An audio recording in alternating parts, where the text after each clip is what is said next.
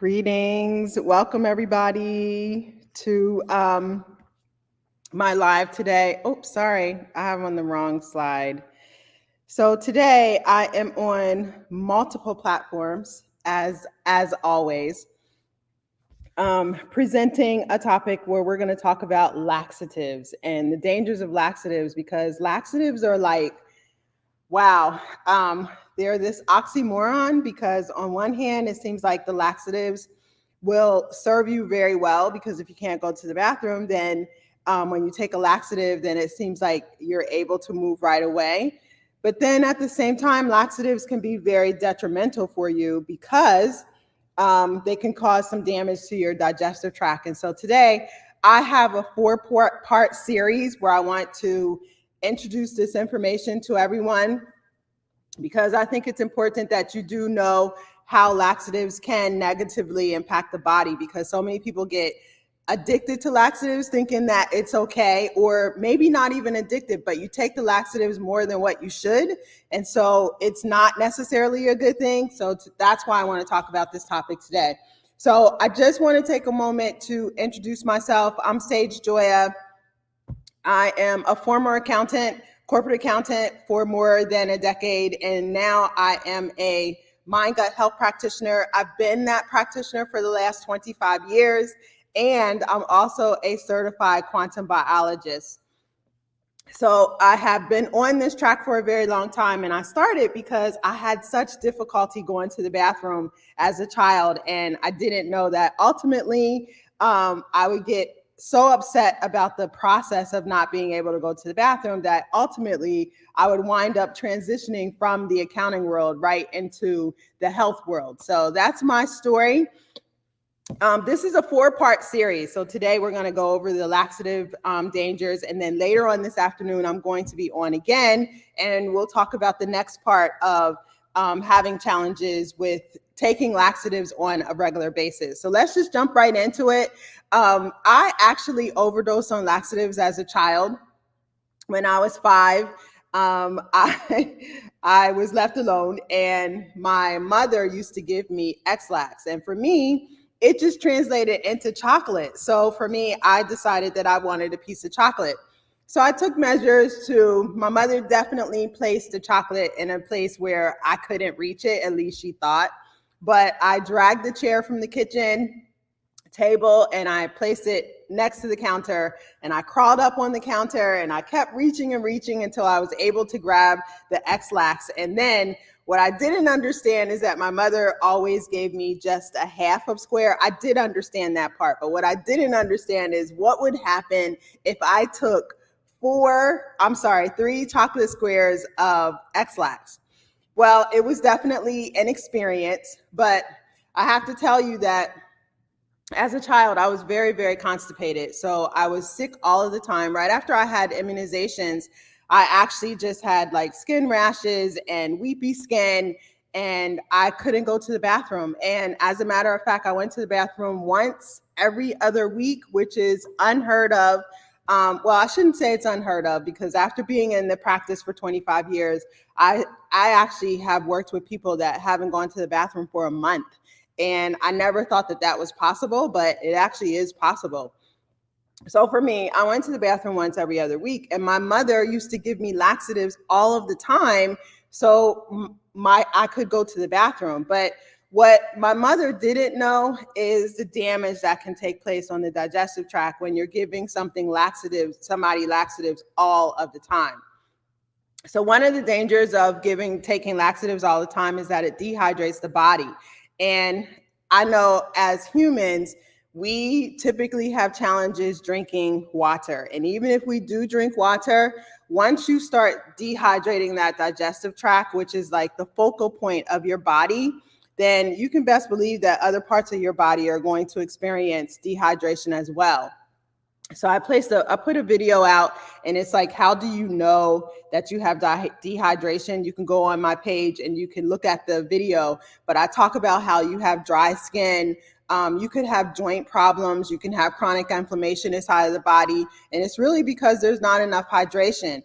I would love for people to remember that your body is made of 60 to 80% water, depending on your age. So if you are taking laxatives and you're not replenishing that water because you think that maybe it's okay for you to drink maybe like coffee or tea or soda because it's made with water, it's not the same as actually placing bulk water into your body, because that bulk water is actually going to combine with the H3O2 water inside of your body, and then it will make easy water.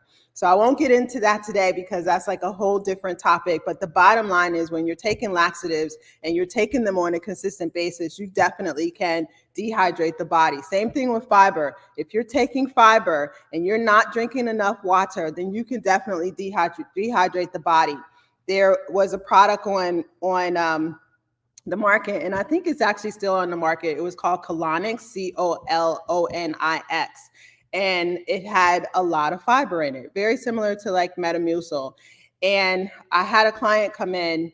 She had been taking this product thinking that it was going to help her go to the bathroom, and she was like so backed up. And I was trying to help her to understand that when you don't drink enough water to facilitate the movement of that fiber is eventually, it's going to coagulate because there's just not enough to help it to stay hydrated, to move. Like, it's already bulking up inside of the colon to help you to be able to propel that waste forward. It's like working the peristalsis muscle. But if there's not enough hydration in there, then it's definitely going to cause a lot of problems. So you definitely want to be careful and remain mindful that laxatives are dehydrating to the body.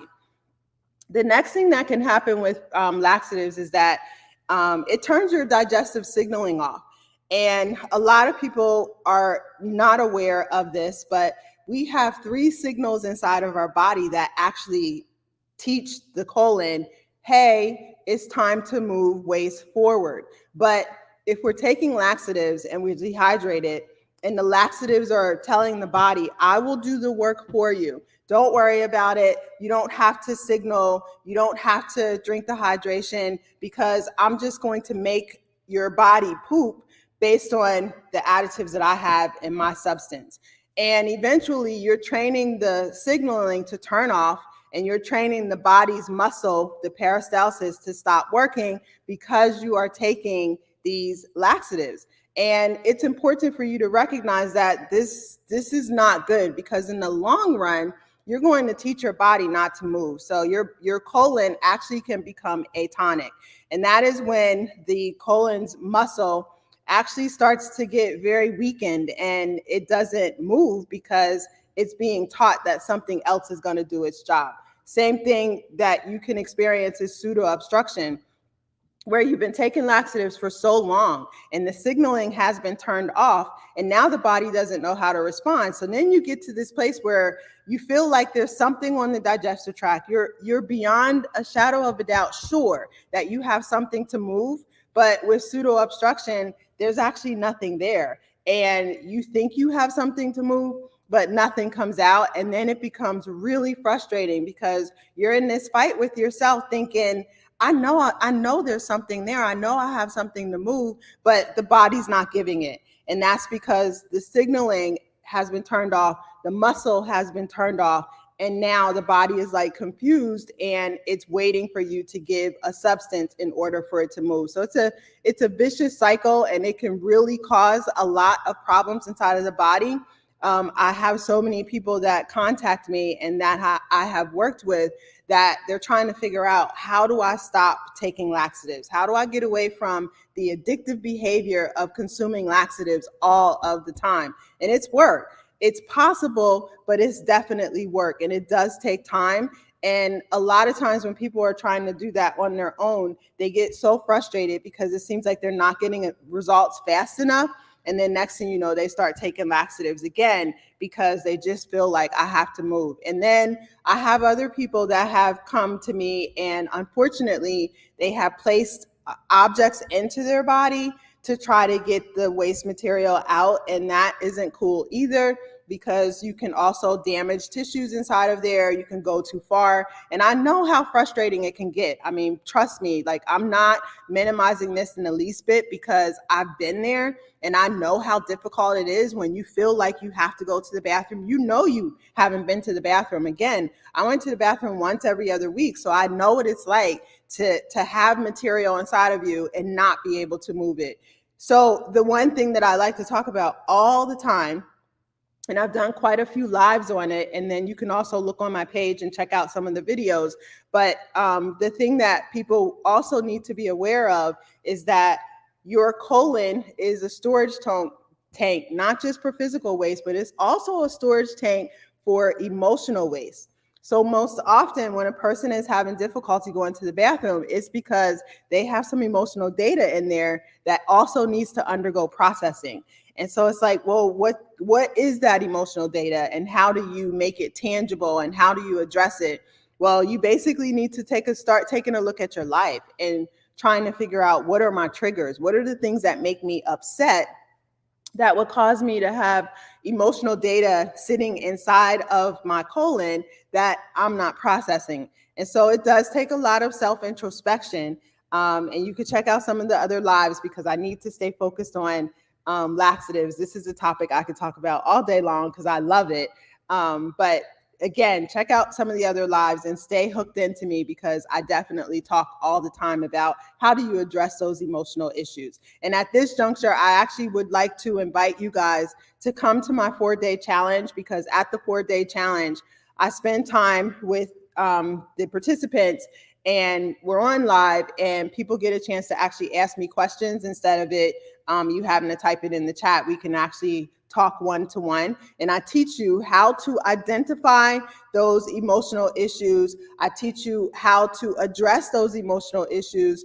And because I'm a quantum biologist, I also teach you how to use the environment to heal your gut issues for free, because the environment is free. And we as humans were not taught in our primary or secondary education, for that matter, how we have a vibration with the environment. And there's so many tools that we can use in the environment to actually heal our body, not just our gut health, but our overall body. So definitely come to the challenge because it's chock full of information. So back to the laxatives. The next thing that I want to talk about, and again, this is a 4-part series, so I'm going to try to keep this as brief as possible and not bombard you with all of this information. But let's just talk about some of the ways that you can start to try to place hydration back into your body and start to try to rebuild that muscle tone so that your body will start going to the bathroom on its own. So the one thing that you can do, I talk a lot about in my videos, intention-based water. And so you might say to yourself, what's intention-based water? So basically what you would do is you would get a bottle and place your water inside of it. Prayerfully, it's filtered water and not just tap water, because tap water is very dangerous for the body. And then think about some of the things that you want. So maybe let's just say that you're looking for gut health because you've been in this situation for a very long time. What you can do is you can grab a sticky and you can write on the sticky, I want wellness, or I'm seeking gut health, or whatever it is that you're looking for. And then you take the sticky and you place it, and it doesn't have to be one sticky. You can use multiple stickies. You take the sticky and you place it on the water bottle. And basically, you have to understand that this sticky note actually will have a vibration attached to it. So we now know from studies that water does hold memory. And then there's a creator out there that actually teaches people how to freeze the water and get the messages from the water that has been frozen, especially when you're attaching stickies to it. The water will actually give you some guidance on what you need to do next, or it'll give you like a simple answer, not like this whole paragraph. But at any rate, the vibration from the sticky actually transmits into the water, and it starts to give you the energy that you're looking for to try to heal. And so you definitely want to consume intention-based water to try to start to hydrate the body. The other thing that you can do to hydrate the body, one of my favorites, is a far infrared sauna. The far infrared sauna that I've had one since 2011. And at some point, I will try to get you guys a link. I didn't think about placing a link in the live today, but far infrared sauna is amazing because what it does is it causes the cells inside of the body to vibrate, and then it begins to dump toxins out of those cells. But at the same time, we have, I mentioned earlier, H3O2 inside of our body that has been newly rediscovered.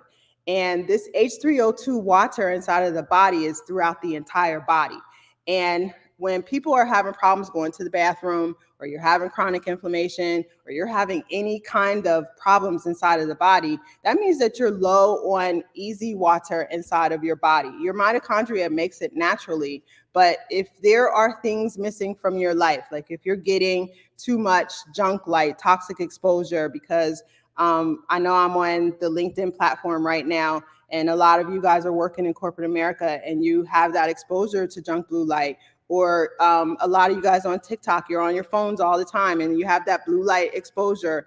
That kind of thing can actually dehydrate the body. It can still the easy water that's inside of your body. And it has a host of other things that it can do that are detrimental to the body. Those are the things that I'm going to talk about at the 4-day gut health challenge. So definitely, if you can come, try to make sure you secure your seat as soon as possible. But at any rate, once that easy water is being stolen out of your body, or your mitochondria isn't making it, is skipping that step, then you're going to run into problems. But when you're using the far infrared sauna, it actually is a very healing light from the sun that will help you to increase the easy water inside of your body. So it's one of the reasons why I love the far infrared sauna, and I use it like all the time. Because it is a go-to for helping me to heal, and it keeps my gut on track. So that's another way that you can actually hydrate the body, so you can have some of the tools that you need to start to restore your peristalsis inside of your body. So now, the very last thing that I'm going to actually tell you to try to do is movement. And I know you hear movement all the time. You should exercise. And some of you feel like you don't have time, especially when you're working in corporate America and you're working long hours, or you're a creator and you're working long hours. So it seems like there's just not enough time in the day to exercise. But I tell people all the time that movement is movement. Your body wants to know that you're really trying to help it. And so one of the things that you can do, even if you're sitting at your desk, you could just move your arms and your feet for like 5 minutes. And if you do it periodically throughout the day, then your body is going to capitalize on that movement. The other day on one of my other lives, I talked about how you can move your arms up and down, because your arms actually are representative of your colon. And one of the things that's happening when you're moving your arms is you're actually moving your colon. So let me see if I can slide back a little bit. I think you guys can see me on TikTok and on all the other platforms, but I know I'm a little bit out of the screen. But when you hold your arms like this, it actually represents the colon. So this part is the cecum part of your colon, and it's on the right-hand side. I'll stand up so you can see me on the other platforms, but it's right here on the body. And sometimes people actually have pain on the right side of their body, and that is your cecum that is typically really full of waste. And because the movement of the waste is not happening, the muscle is slow and sluggish, and it's not propelling that waste forward. And so that part of your colon is your fist. And one of the things that you could do is you could start massaging it, because trust me when I tell you, it has a relationship with the cecum part of your colon. This part is the ascending colon. This is the splenic flexure, your elbow. So sometimes if you're having elbow pain, I know I play a lot of tennis, and people get tennis elbow all the time. But when people get tennis elbow, I know a lot of times it's because they don't have the right technique. But I also think about the fact that this is the splenic flexure of their colon. This is the transverse colon, and it's pretty long. And so if you're having problems like in your chest area or in your neck area, If your arms are feeling uncomfortable or your elbows, then you know there is a likelihood that you could be having some problems inside of your intestinal tract. This is your descending colon, and you get into your sigmoid colon right here. This is your hepatic flexure of your colon, and then this part is your rectum. And so, you know, when you're moving your arms like this, and you can't see my feet, but I'm actually moving my feet as well, or you're moving your arms like this, or if you're just moving your arms, like whatever type of exercise that you can do that would actually feel comfortable for you, that's something that you should practice to just try to get into the movement. Going for a walk is like amazing. You don't have to do like this high intensity workout. Is a high intensity workout amazing and great for it? Yes, absolutely. If you have time to do a high intensity workout, absolutely. But if you don't, just try to do simple movement, because you're sending a message to the body that you're trying to restore that peristalsis inside of the body. So if you're moving on the outside, the body actually is going to try to start moving better on the inside. So you want to try to help your body in that way. So I said that was actually the last tip that I'm going to give you, but I'm going to give you one more, and then we're going to kind of wrap this up, because again, this is a 4-part series, and I want to come back on later today. And somewhere around, I think I'm going to come back on about 12:30, and we can talk about part 2. So the last thing I'm going to tell you to do is some breathing. You want to do deep breathing. And I know, like, when people hear breathing, it's like, breathing, like, I breathe every day. And it's like, okay, we all do breathe every day, because we need oxygen in this land-based environment. We have to have oxygen. But many of us are shallow breathers, and we're not breathing intentionally. So you want to breathe intentionally. When you take a deep breath in through your nose and you exhale through your mouth, that is like a great breathing pattern for people when it comes to healing their colon. As a matter of fact, when I work with my clients, I actually teach people how to breathe all day long. So I'm really a deep breather. If you listen to some of my videos, you can actually hear me taking in draws, because I'm so used to breathing. But there's something called box breathing. And with box breathing, you take a deep breath into your nose and you hold it for 4 seconds. And then you exhale through your mouth, you hold it for 4 seconds, and then you repeat the process. Now, a lot of times people don't talk about, well, what does breathing do? I will tell you that if you're having difficulty going to the bathroom, when you sit on the toilet, you want to employ this type of breathing, because ultimately you'll start to train your body to be responsive to that intentional breathing, and you will begin to go to the bathroom. It will help.